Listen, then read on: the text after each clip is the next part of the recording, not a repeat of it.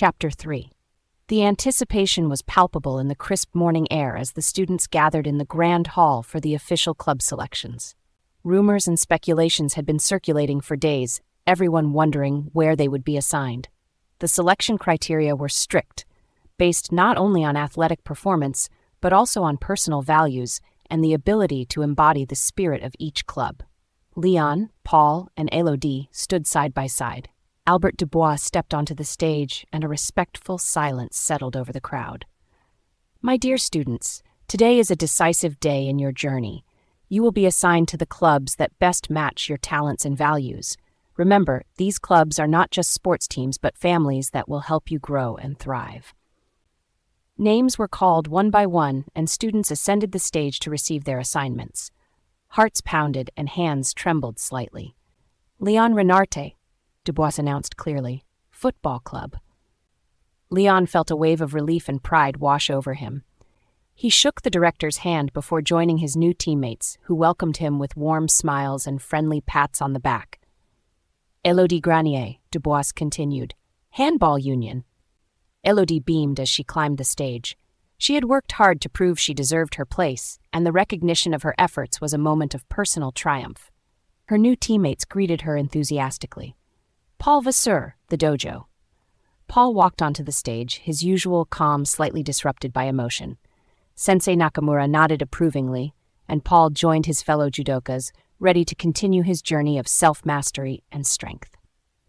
With the selections complete, the students dispersed to join their new clubs and begin their first specialized training sessions. Léon, Élodie, and Paul met briefly to share their initial impressions. We did it, Léon said with a bright smile. We're finally where we're supposed to be. Yes, Élodie replied, but this is just the beginning. We have to keep working hard. Paul nodded, placing a reassuring hand on Léon's shoulder. Together we can accomplish anything. Good luck, my friends. They parted ways, each heading to their respective training grounds, ready to face the new challenges that awaited them. At the football club, Léon was immediately plunged into a series of intense exercises. The coach, Mr. Lambert, was a demanding but fair man who expected total commitment from his players. Léon threw himself into the training with renewed energy, working on his passes, dribbles, and game vision. Léon, nice pass, but keep your head up, advised Mr. Lambert after a particularly difficult drill. Always anticipate the next move.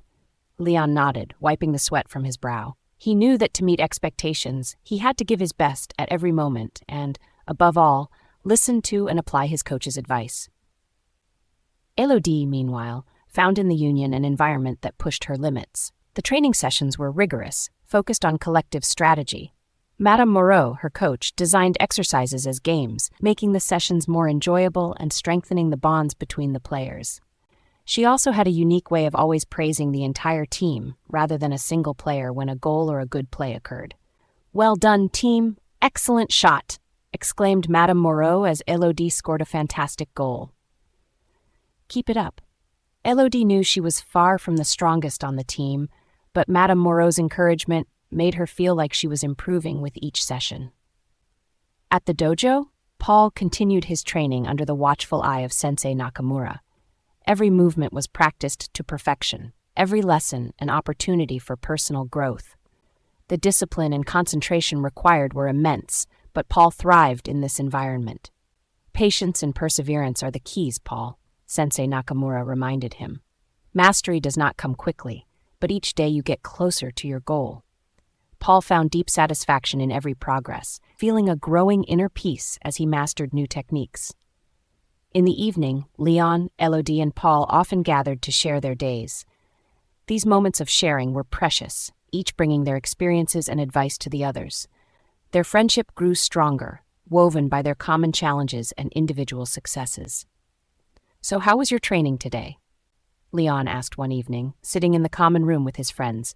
Exhausting, but so rewarding. Élodie replied with a smile. I managed to score a goal during practice. And you, Paul? Sensei says I'm progressing well. Every day is a new challenge, but I love it, Paul responded, his face lit up with satisfaction. Léon nodded, sharing their enthusiasm. We're on the right track. Let's keep working hard and supporting each other.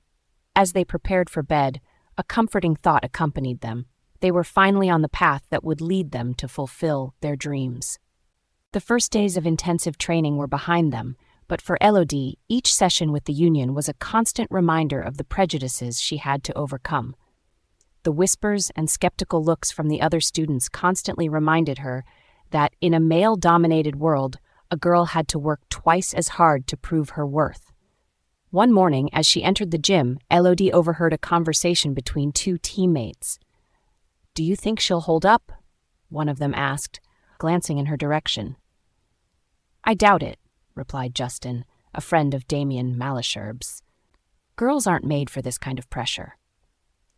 These words stung Élodie, but she refused to let her anger show. She knew she had to prove, not only to her teammates but also to herself, that she was up to the task. Without preamble, Madame Moreau announced to the Union members that today they would play a series of internal matches to evaluate everyone's skills. The teams would be rearranged for each match so she could measure each player's contribution in different positions and with different teammates. Far from the usual team-based training, this was Élodie's chance to show what she was capable of. Élodie's team won their first match 12-6. During the game, Élodie stood out by making 3 decisive passes, allowing her teammates to score crucial goals. She felt proud of her contribution and couldn't help but notice the surprised expressions on some of her teammates' faces, clearly impressed by her performance. In the second match, Élodie found herself on Justin's team. The opposing team was very strong, and Élodie struggled to find her place. She desperately sought an opportunity to make a difference. Suddenly, a chance presented itself. An opponent was about to make a risky pass. Élodie intercepted the ball mid-air and dashed toward the opposing goal. As she leaped to shoot, she felt a sharp pain. Justin had stepped on her foot, pinning her to the ground. Despite the pain, she tried to shoot, but the ball was easily stopped by the goalkeeper. Justin offered a false apology to the coach, but his contemptuous look left no doubt about his intentions. Throughout the match, Justin continued to hinder her, taking credit for all the goals. The team lost heavily, 15-7. For the third match, Élodie faced a team captained by Justin. The game was tight, and every action counted. Élodie managed to produce some brilliant plays despite Justin's constant efforts to obstruct her. Toward the end of the match, she broke free and leaped to catch a perfect pass. Justin jumped too, but landed heavily on her. The ball was recovered by the opposing team, who scored another goal. Élodie got up with difficulty but continued to play as best as she could. Her team narrowly lost, 10-9. After the match, Élodie was deeply disappointed with her performance. She feared that Madame Moreau might no longer want her in the Union. Léon and Paul, her friends, came over as she sat on a bench, looking dejected. "Hey, Élodie, you played really well today," Léon said, sitting next to her. "Yeah, don't let Justin get you down. We all know he cheated. He should have been called out for a foul," Paul exclaimed. Élodie shrugged, eyes downcast. "Thanks, guys, but I'm not sure it's enough. I feel like I'm disappointing everyone, especially Madame Moreau." At that moment, Madame Moreau spoke up, thanking the group for their participation in the instructive matches. "It's not the score that matters most, but how you conduct yourselves on the field. Today, you proved that you are valuable players for the Union. Thank you all, and have a good evening." Madame Moreau's words lifted Élodie's spirits somewhat, but she knew it would take more work to stand out. She would also need time to navigate the deceit of some of her teammates who thought she didn't belong at Palmaroux.